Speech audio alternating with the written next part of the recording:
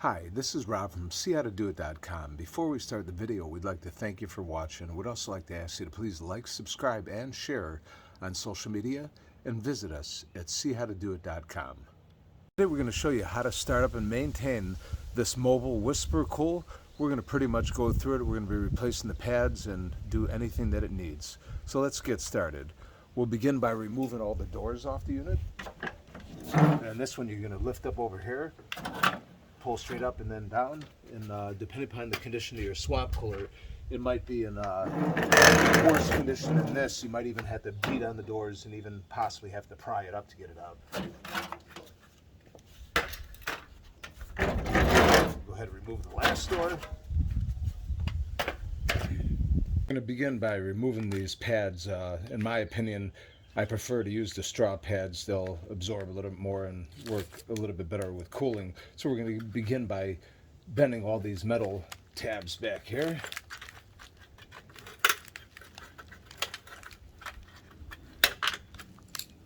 Do the same on the other side here. And depending upon your swamp cooler, you might not have these tabs, but the theory is going to be pretty much the same.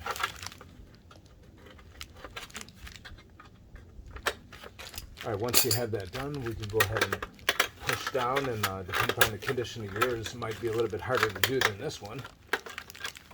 You might even have to push down it with a screwdriver or pry it out a little bit. Anything that you bend, you could always straighten it back out.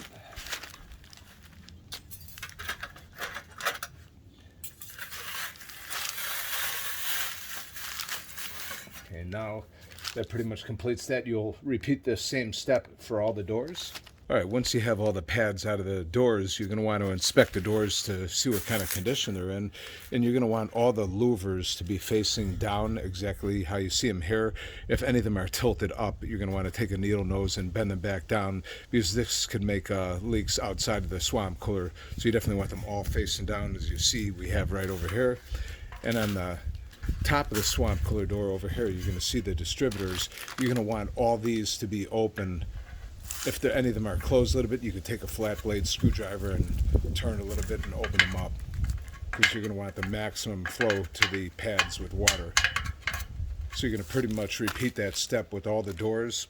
And then once you have that done, if your doors are really corroded, you're going to want to spray them down with some water, and you could also use some white vinegar, and you could take a scrub brush and scrub them thoroughly out to clean out all the scale buildup. As you see here, these are really not too bad, so these will come clean. So we're going to go ahead and spray all this down, and we're going to go ahead and scrub it out. We're not going to show that process because all my videos are to the point, and I try to keep them as short as possible. All right, we're going to start installing our new aspirin pads in the doors. Go ahead and take them out.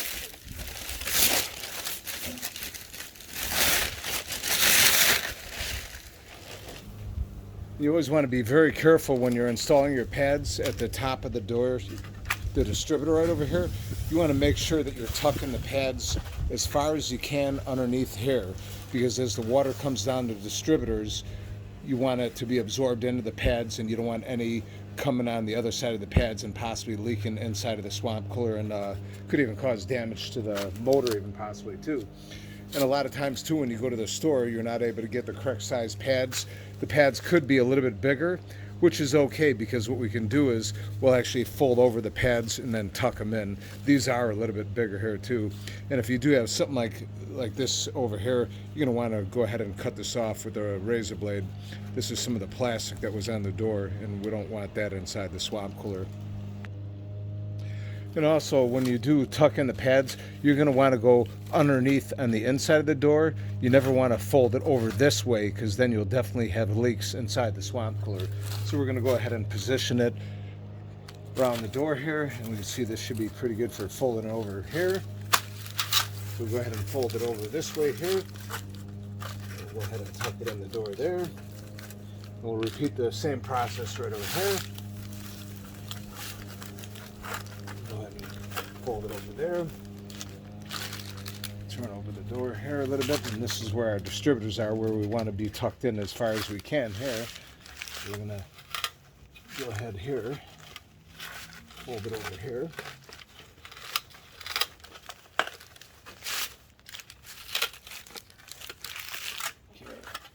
Now you can see we're all the way around. Now we're going to want to tuck this underneath the distributors here.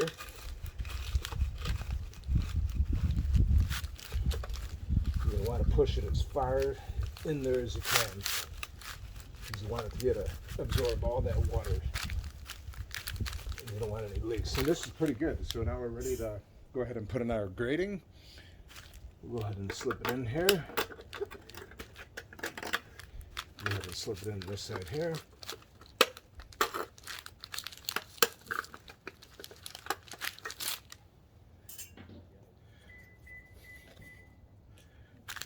And slip it in here. And your doors, like I said before, might be a little bit different. The theory is going to be the same for pretty much any model.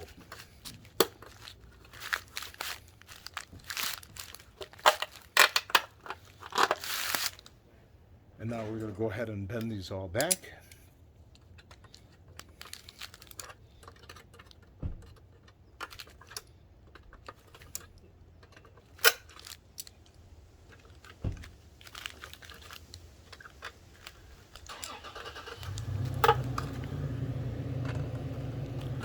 And that's pretty much as simple as that. So we have one door complete.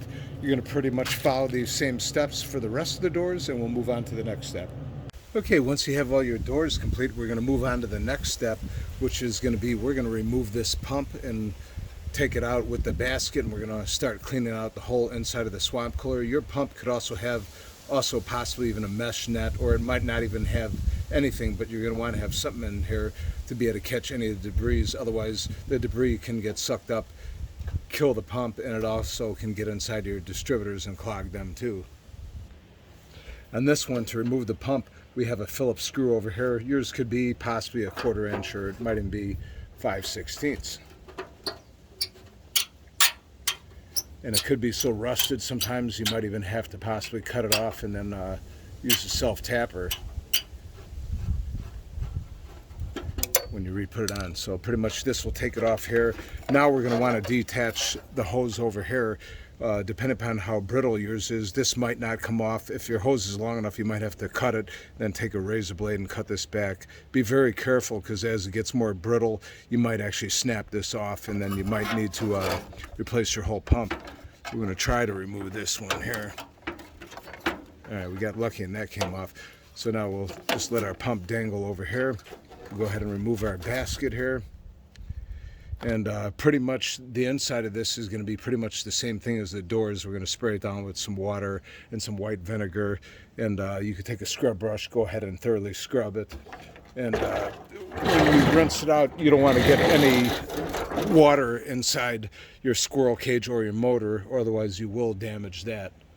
Your squirrel cage does have some scale buildup like this one. You could take a small scrub brush or a toothbrush and actually go inside here and clean it out, and this will knock off the scale buildup. You don't want to get any water inside here, because otherwise you're going to make more damage than you already have. So you could go ahead and pretty much scrub all this off, do the inside thoroughly, and to get the debris out of here, you could blow it out with the air compressor, or you could even take a leaf blower and blow this thoroughly out. So we're going to go ahead and spray this down with water and some white vinegar, let it soak a little bit, and we'll take a scrub brush, thoroughly scrub it all down and get this as clean as we can. All right, we now have the cleaning of the inside of the swamp cooler all complete, so we're going to go ahead and put our pump back into the basket. As you can see, that came a lot cleaner too. If yours is really bad and doesn't clean up, you might have to replace your basket or your netting, whichever one you have there. So we'll go ahead and screw that back down.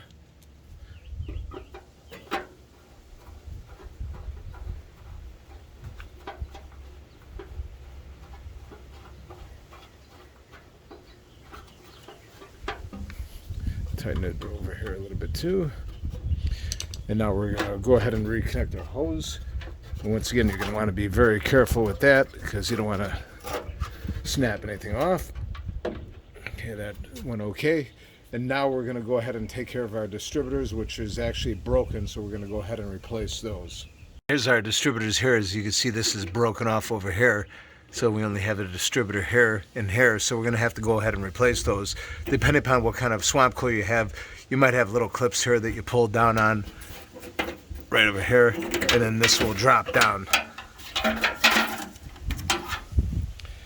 over here, and then we'll go ahead and take this screw off over here, and our distributors will be off. And we have universal distributors, so we're going to actually cut those to size. Here's our universal distributor kit over here. We'll go ahead and open that up. And we only need 3 distributors. As you can see, it comes with the kit for a lot more. In the theory we're going to show you here, you can pretty much use this for any swamp cooler that you're going to have to replace the distributors. And we're going to actually cap a few of these because we only need 3 out of them. And it also comes with caps over here, and it also comes with glue for them. So what we're going to do first is we're going to go ahead and size up our distributors. You can see it's a lot longer over here. So we're going to actually size it up to right over here. And you can take a hacksaw, go ahead and cut it off there, or anything that will give you a smooth cut. We're not going to show that because it's pretty much straightforward. So we're going to go ahead and size up all of our distributors, including the one that's broken here. And then we're going to put them in there. So we'll get that done. Also, keep in mind, as you're cutting them, depending upon how your distributors look, you can see this has an L bend over here. So this one over here is too sharp of a bend, so it's actually going to hit our doors. So not only did we cut it here, we're going to also have to trim this one here. If yours has a long sweep like this, you won't have to worry about it. But if you do have a short bend, you're going to have to go ahead and trim that also. Once you get them all cut the size, you're going to want to take something like a razor blade or anything that you can stick inside there and clean out some of the burrs, because you don't want any of this debris getting inside there. And go ahead and do this with them all, and of course, make sure everything is the same size. Cut them properly, and now we're ready to go ahead and glue these in. We're going to go ahead and put these in so we don't put our caps in the wrong things. We're not going to glue in these yet. We're just going to go ahead and put them in, so when we put in our caps, we don't accidentally put in any caps and glue them in the wrong ones. So now you can see we're going to go ahead and fill the holes with 5 caps here that we have. So we'll go ahead and put some glue in here. Then we'll go ahead and slip in the cap here. We'll go ahead and glue the next one here. We'll go ahead and drop the cap, and then we'll go ahead and slip it in. We'll go ahead and put in the next cap.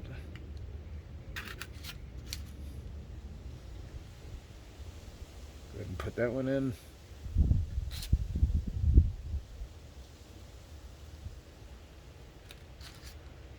Put in the next cap. Now we'll go for the last cap.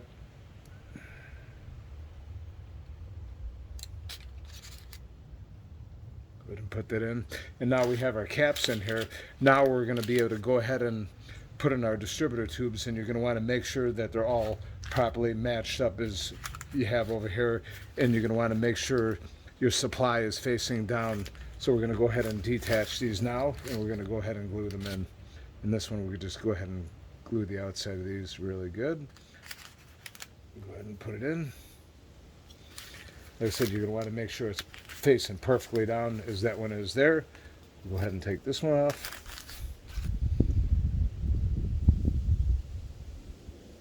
Go ahead and glue this one in. And that looks pretty good there. And now we'll go ahead and do the last one here.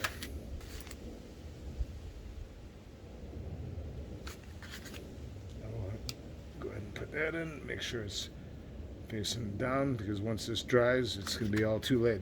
So we're going to let this sit, and then we'll go ahead and, I usually like to Teflon this a little bit because it does help prevent leaks. You don't want to glue this in. So we're going to go ahead and Teflon this, and then we'll go ahead and put that in a little bit once that dries. And now we're going to go ahead and Teflon this, and make sure you put the Teflon in the right direction here. Go around there like 2 or 3 times, should be good. That should be good there. You want to make sure there's none inside here because you don't want to get it clogged. We're going to go ahead and thread this in here. We're not going to tighten this all the way down yet because we want to make sure this is facing the proper way for our water supply here. So now we're ready to go ahead and install this. Want to go ahead and connect our supply, so you're going to want to make sure this is facing the correct way, which mine is. So we're going to go ahead and slip this on here, and then we'll go ahead and tighten the screw down, and now we're ready to mount it. This might be a little bit hard to show, but we'll show it as best as possible. We're going to slip it in here, and then this one is going to slip in right here, and we'll go ahead and clip that in here. Put this one back in here. So this might not be coming out that good to show you that with this, but we'll do the best we can. And we'll get that one in here. And we'll push this one down. This one popped out, so we gotta put it back in here. Alright, as you can see, we have a pretty good fit. We're not hanging too far down over here, and we're not hanging too far down over here. So this looks pretty good. We're going to go ahead and connect our water supply and get our distributors going, and we're going to show you how to snake out the distributors, because if yours are not broken, you're going to want to go ahead and snake them out or auger it out. So we'll get started on that. Okay, as you can see, we did go ahead and connect our water supply, which is pretty straightforward. This is a 3/4 inch swivel connector, a 1/4 inch nut, and which inside the 1/4 inch nut is a sleeve, which we do have tutorials on that too, how to connect a swamp cooler to a water line. So we're going to go ahead and let this fill up, and if there's any adjustments that need to be made to the float, we're going to go ahead and take care of that too before doing the distributors. So we'll go ahead and let this fill up and come back to it. Alright, our cooler is finished filling up, and this is actually pretty good for the water level. If you actually needed more water, depending upon the style float you have, you could either bend up or down on this lever. As you can see, if we push down the float, it will start to fill. So if you do not have enough water, you could bend a little bit of an arch down, and it will let it fill up more. If your water was good, you could make a little bit of a bend up, and that will take care of it. And we also have tutorials on that too, which you can check out on our page. So we're not going to go too into depth with that, because this one's good, and like I said, we have other tutorials on that, so you can check that out. So now we're ready to go ahead and run our distributors. Alright, we're going to go ahead and turn on our pump. Which you can see on this, we have really incredible water flow. All of our distributors are good because they're pretty much brand new, unclogged. So we're going to go ahead and also show you how to snake them out. So if you didn't change yours, you'll know what to do. This is the auger here, or some people call it a snake, that you can use. You could pretty much get this at any home improvement center. You could use this to snake them out, so we'll show you how to do that. What you're going to do, you're going to take the snake, go ahead and put it inside. And a lot of times I like doing this with the water running, because that way any scale will come right out. So you're going to go ahead and stick it all the way in, and you're going to go back and forth until you get it thoroughly cleaned out, and go ahead and pull it out, and you're going to repeat the steps for all the distributors. Alright, and pretty much that's going to complete it. Go ahead and put your doors back on, and you're going to be ready for service. We'd like to thank you for watching. Please like, subscribe, and share on social media, and visit us at seehowtodoit.com. Thank you.